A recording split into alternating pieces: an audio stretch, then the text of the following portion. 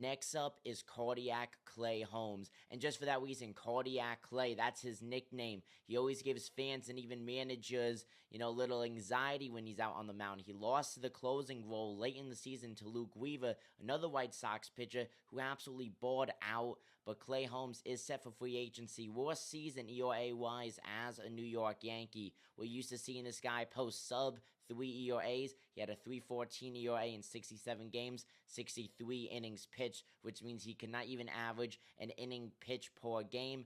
In the postseason, though, he was used a lot. We're talking 13 games and a 1.35 ERA. I know he did have his struggles, though, in the fifth and last game of the World Series, but nevertheless, we're talking great postseason numbers from Clay Holmes, which I do feel like did redeem him a little bit. Let me remind you guys, he was never a closing pitcher until he came to New York, and overall, he was pretty lights out. At one point, I did consider Clay Holmes to be a top 5 closing pitcher in the league. Obviously, though, he did lose that role rightfully, though.